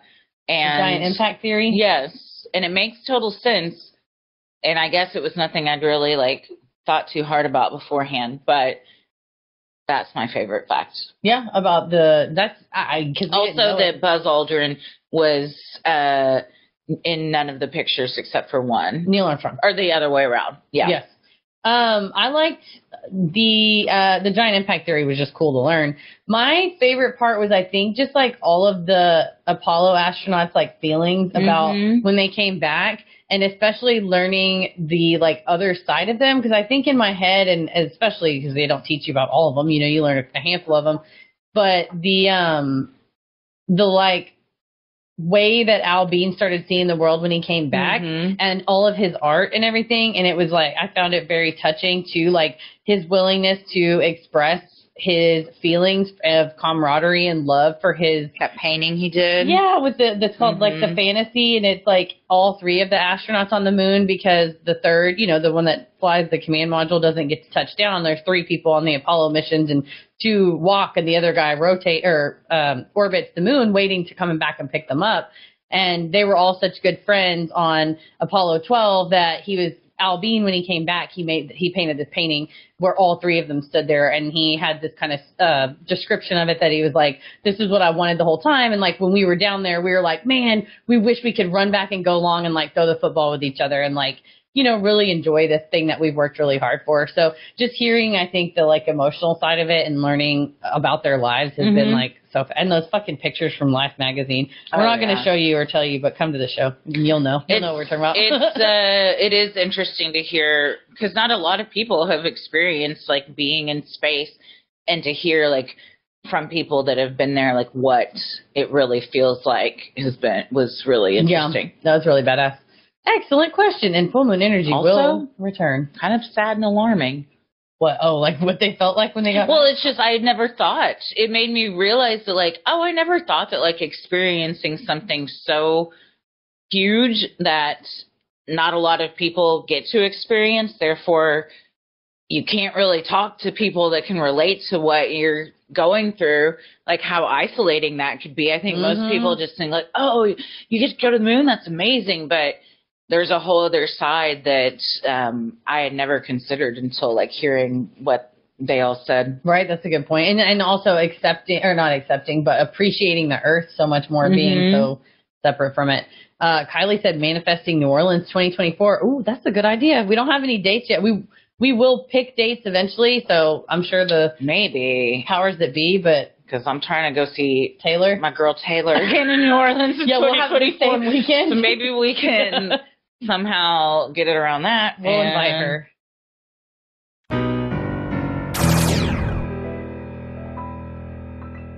Cora asked, one more FMK. Santa, Krampus, or the Kali Kanzari? Were those the little trolls? They're the gremlins with, I believe they had big dicks. They're big dick gremlins. They're goblins. They're the Greek goblins of lore. And you have to use like witty repartee to get rid of them. Like you have to be able to like be sassy to get rid of them. I'm going to say, I really don't want to kill anybody here. yeah. They've all got good qualities. I mean, does one stick kids in a sack and take them to hell and eat them? Yes. But he's also kind of fun. And it's only the bad ones. Yeah. So he's really just calling the herd for us all. He's been in the herd. I'm thinking... I'm going to go... I got to see what it's like. I'm fucking the Caliconsery. Same! I'm marrying Santa. I'm going to marry Krampus. I don't want to work so hard. It feels like Mrs. Claus has to bake a lot, and I don't have true. that. I'm not good at that. And I'm not cheery enough for him. No, I don't want to. Miserable, He'd honestly. be like, oh, babe, I've got us matching outfits. And I'd be like, I'm really not going to wear that, though. Krampus is more my vibe. I feel like I'm going to marry Krampus and kill Santa. If I could be the co-overlord of a hellish dimension with Krampus, I would take it. Yeah, I'll do it. I would take it. So I'm thinking fuck Caliconsery, marry Krampus, kill Santa. Some of those masks are kind of cool. Yeah, that'd be fun. Yeah. You see all kinds of stuff. And Santa's like, he's always old, too. Yeah, and he feels like he would just like, he's like, I'm so tired. I had to go around the whole world. he's a bowl full of jelly, just like, yeah, on top of you. I wouldn't mind. I mean, I give Santa a ride, but mostly I am interested in the Caliconsery. Interested in Krampus, just to see what's up. And I want to marry Krampus because he's got that switch action going. Yeah, and I think like he's kind of dark, and I feel like we'd get along better than Santa and I would. We've got even more FMKs from Sam. Okay. Sam is Frosty, who we had already said we were going to marry Frosty earlier. Rudolph and the original Grinch, like the animated all one? Cartoons. I think all these cartoons. are all going to be the all cartoons. So Rudolph, the little claymation stop, whatever that's called. Yeah, stop motion. Yeah. Okay. Damn. Oh man. Yeah, Sandy, you're right. Santa would spend the whole month after the 25th bitching about the flight. Be like, I'm so jet lagged. I mean, sleigh lagged. One day a fucking year. Get up and do something. And I don't want it to be Christmas related. I want us to go do something that's just every day. I don't want to watch another Christmas movie. Tired of the red and green. I need something dark. No. I want to go to a haunted house. You should have gone with Krampus. I know. You don't know what it's like. I'm constantly tired. I'm sleigh lagged. You don't even. The house constantly smells like cookies. I can't stop eating. You're doing this to me. Just go be with Krampus. You're like, fine, I am. I will. Going right now. Frosty the Snowman, Rudolph, and the original Grinch. I'm gonna go. Yeah. I can't kill Rudolph. He's so cute. I'm switching it. I got a new one. Oh. Yes, Sam says yes, all cartoons. Confirmed. Okay. I'm ready. I got mine.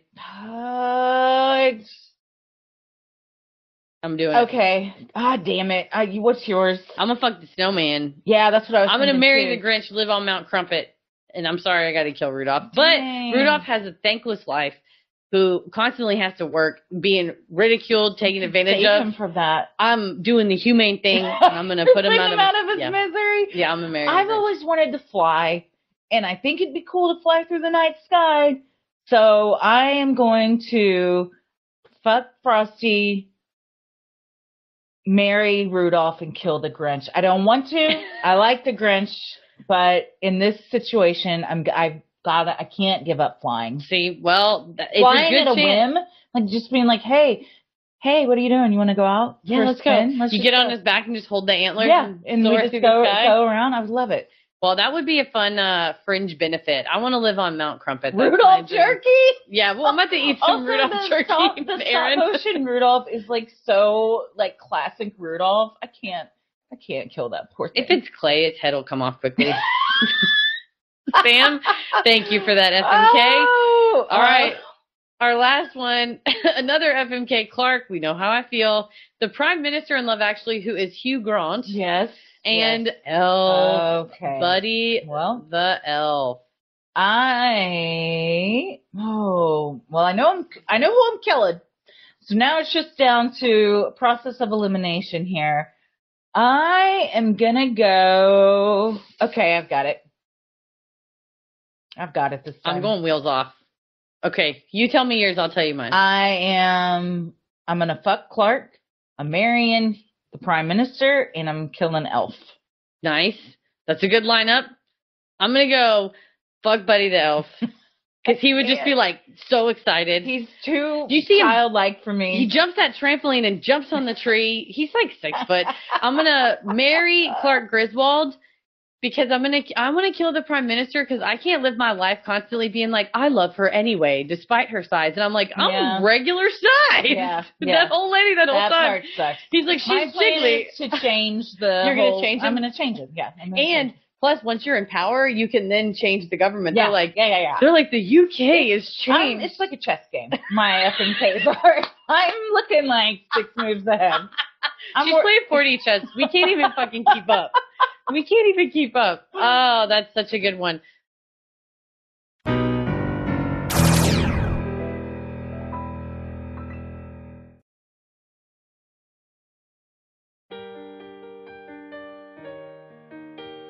Well, if you liked what you heard here, then you should join us over on Patreon. You can join for free to see what we're up to next, or dive into over 500 hours of bonus content like these segments you heard today, plus so much more. And for recent patrons, thank you so much for supporting the show, and make sure you stick around after our sign-offs to hear your shout-out. You can also head to Sinisterhood.com and click shop on the top banner to check out Sinisterhood merch like t-shirts, mugs, totes, stickers, and even clothes for your kiddos. And for a limited time, orders over $20 on our TikTok shop have free shipping. Some items on TikTok are also on sale for various percentages off, so check that out. And you can also order our coming soon, I believe, our Full Moon Energy Tour tee for 2023, as well as some other last chance items. So keep your eyes peeled at Sinisterhood.com and click shop on the top banner. While you're on our website, you can also review the show, follow us on socials, where we also post all sorts of stuff about merch, and check out the episode description for sources used during our research. You'll also find fun things like topic-based playlists and links to live show tickets. We do plan on going back on tour in the spring, so we'll be sure to post information on that when it becomes available. Also, we post all over our socials when those things do happen, so make sure you're following us. Oh, and don't forget, patrons not only do they get pre-sale tickets, so you get the tickets before they're released to the general public for live shows, but you also get 10% off if you're at the Rolling the Airwaves, or 20% off all merch all year long. So just for being a member at those tiers, no matter what merch you buy or win, some exclusions may apply for like last chance items, but for the most part, just like the general merch, that's available. And we also have our super secret Patreon store with a Patreon exclusive t-shirt designed by Yellowish Pencil on Instagram, with us is like, we look like little creepy witches with our robes on as cartoons. I love it. It's one of my favorite designs. You can also follow us on Instagram and Threads at Sinisterhood Pod. Like us on Facebook at Sinisterhood. Check out all those video versions of the episodes on YouTube. Check out our TikTok at Sinisterhood Podcast. And if you want custom video shout outs from the two of us and or McGruff or any of the other weird things in our menagerie, the corn skull, the ranch on a branch, whatever, just let us know. I now have a chair in the backyard that when my family was over yesterday, my brother was out there, I go, sorry, we do our cameos out here, and occasionally we wear costumes as I move an arm full of costumes and headwear off a seat. Yeah, we have a king's crown, a witch's pointed hat, all kinds of stuff. Oh, I got so many witches and wizards hats. Just go to cameo.com and search Sinisterhood and tell us what to say and or wear in your custom video shout out. Where are you at, Christy? I'm on Instagram at Christy M. Wallace and TikTok at Christy or GTFO. Heather? Pretty much everywhere at Heather versus the World. As always, the devil rules the airwaves. Keep it creepy.